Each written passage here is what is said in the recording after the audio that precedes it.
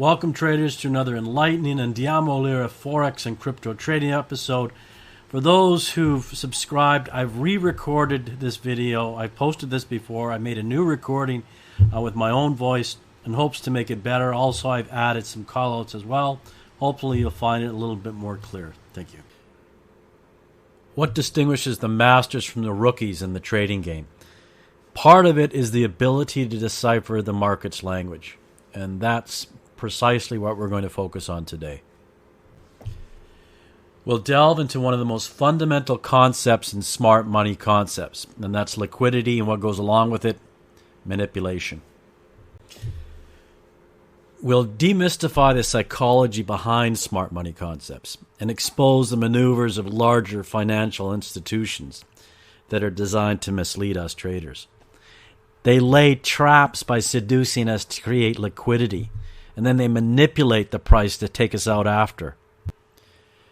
We'll also reveal typical liquidity patterns that regularly appear in the market, patterns that all of us should recognize in order to maintain an edge over smart money, at least to be aware of what they're likely to take advantage of. Here's a quick intro of one form of liquidity, the double top pattern. Take a look at the call out that depicts where the liquidity is taken out above the double top. Let's dive straight in, starting with an overview of smart money and its link to liquidity, before moving on to other common liquidity scenarios and patterns. Let's say that the so-called smart money, I think they're idiots, but smart money or major financial institutions want to buy a currency pair. They need as many sellers and corresponding sell orders as much as they plan to buy. This is crucial because their trade can't take place without the manipulated sellers. The sellers unwittingly become the liquidity that the so-called smart money desires. Smart money needs to take out your stop losses in order to execute their buy or sell positions. You can look at the chart and see what has played out. The callouts indicate that there's an area of liquidity, and this area of liquidity is then taken out by the most recent peak on the right.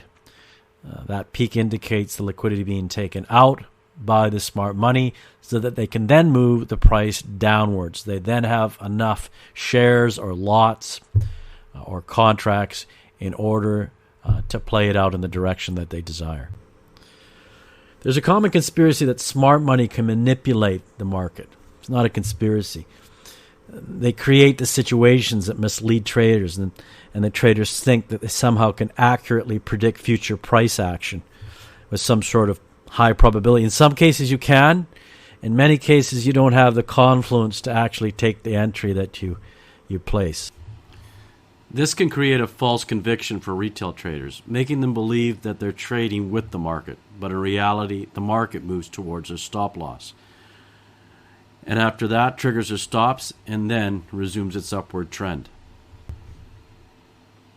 Smart money is ruthless, and it shows little mercy for its prey. You're viewed as a useful idiot to provide liquidity and thus fulfill their greedy, egocentric ends. That's the smart money's goals. So you can take a look at what's happened here. There's a local low that's taken out by what looks like a hammer, and then price moves upwards after that, after it's taken out liquidity. If you find this content valuable, please give this video a thumbs up to show your appreciation, and subscribe to our channel if you're new. Thank you.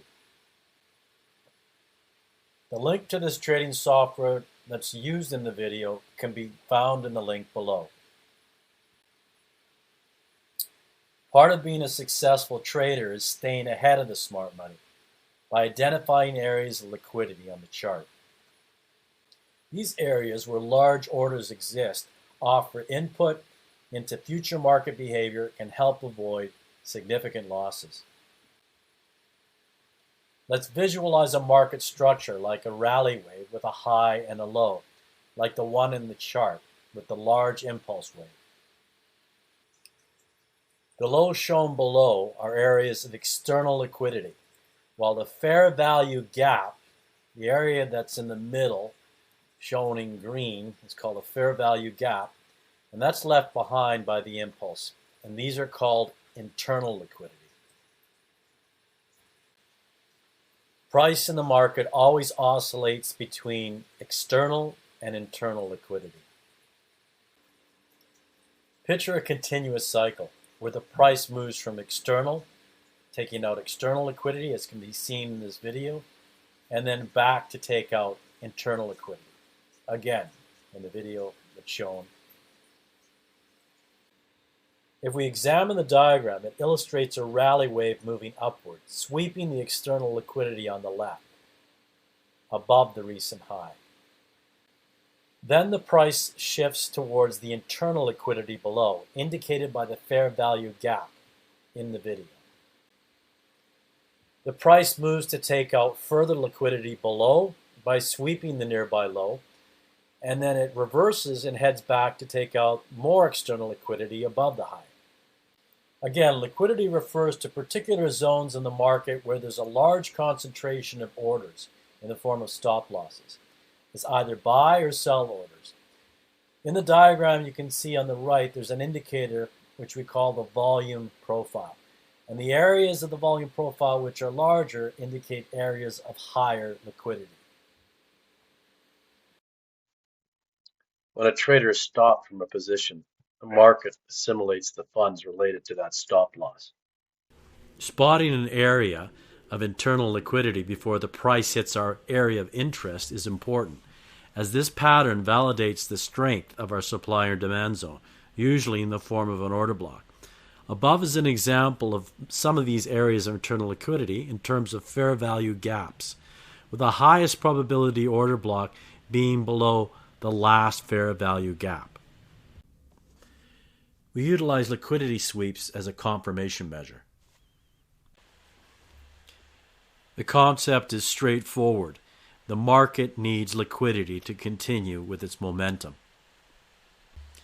Liquidity can be pinpointed in various parts of the price chart, such as below equal lows and above equal highs, above swing highs and below swing lows, below or above trend lines, and even channels or inside the order blocks, below or above support resistance levels.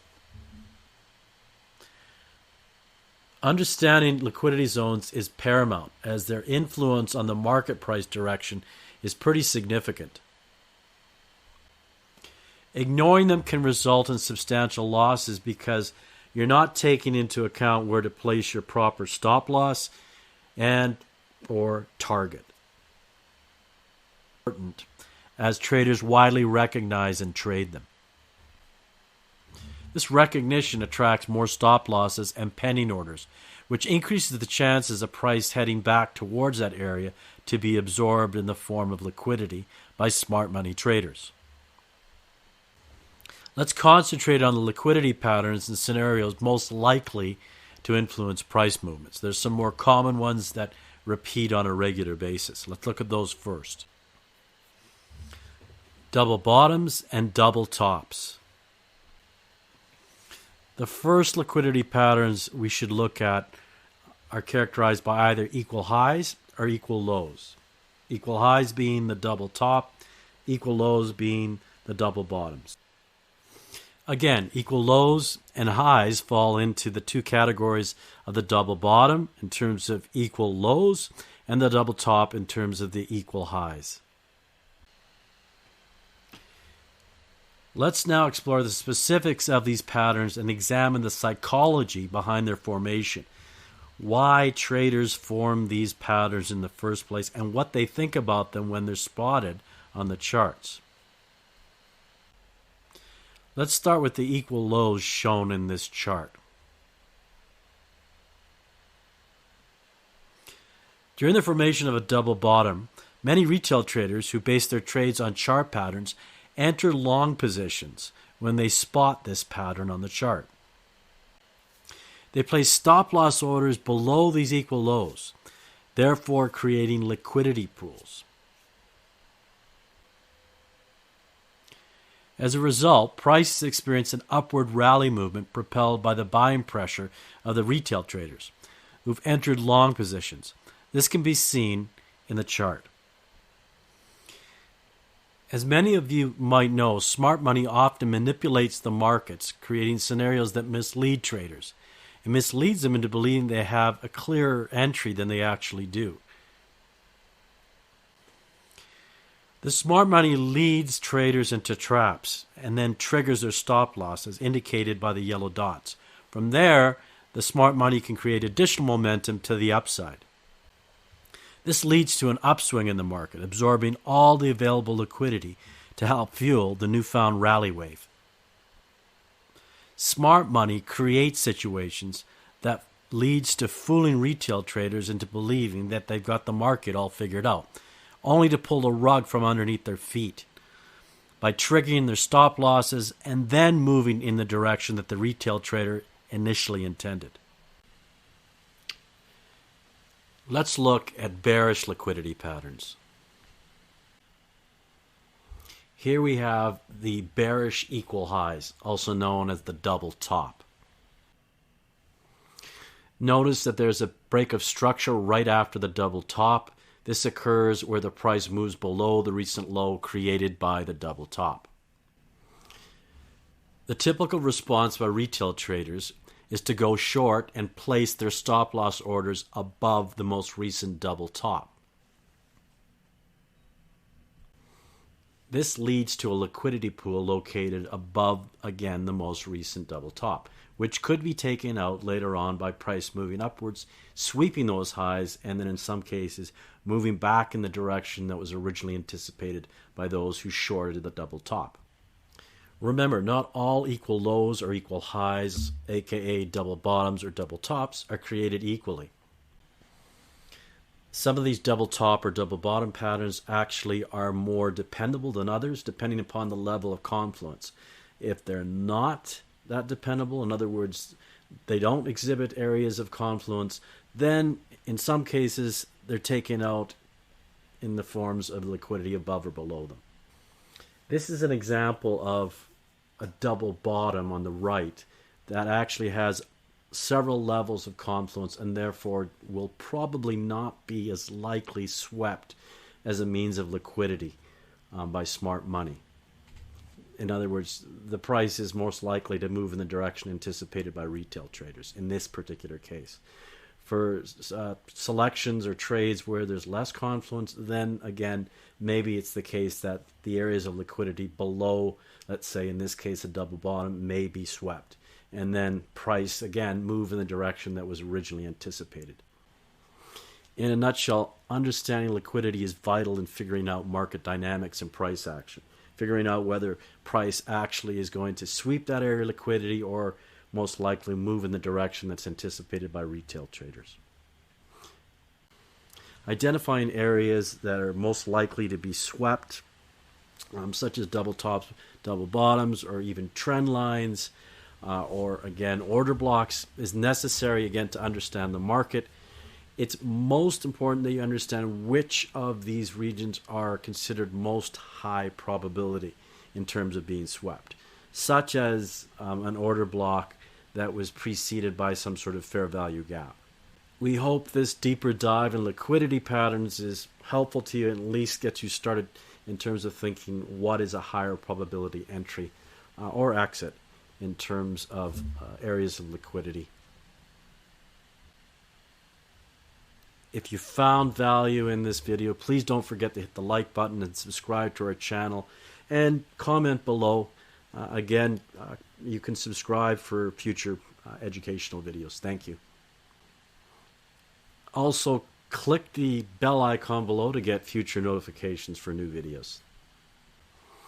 The link to the trading software used in this video can be found below. Feel free to drop any questions or topics you want us to cover in the comments below. Trendline liquidity. Picture this. You're studying the market and notice a trending pattern. A specific line on the chart connects prices highs and lows. This is called a trend line. Trend lines are popular tools, especially among retail traders. When retail traders see the price again retrace to retest the trend line, they can sometimes spring into action and place a trade with the corresponding stop loss below the trend line. This creates areas and pockets of large amounts of liquidity, again, areas that smart money can take advantage in order to clear out the liquidity and then move the trade back in the corresponding direction. In this situation, a dense cluster of stop losses shown by the yellow dots aligns with the trend line. These again are areas that smart money will take advantage of in some cases in order to trace back to and then move the price back up in the opposite direction, now with more assets than they previously had to begin with. Again, the price in this case could dip down to hit the area's liquidity indicated by the yellow dots. Those again represent real stop losses in the market that can be easily taken out by the smart money. This is what happens in the video that's being played in front of you. So the price is dropped down, taking out areas of liquidity represented by the yellow stop losses, and then the price moves back up again to fill the fair value gap, and then the order block is taken out, and then the price drops back down into the demand zone at the bottom extreme.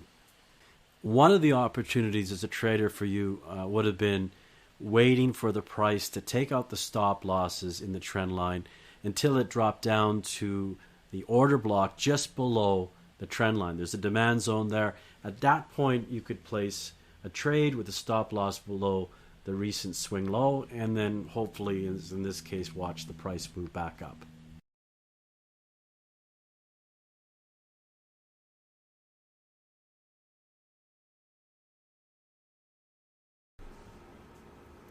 What about when the trend line is bearish? Well, the same principles apply.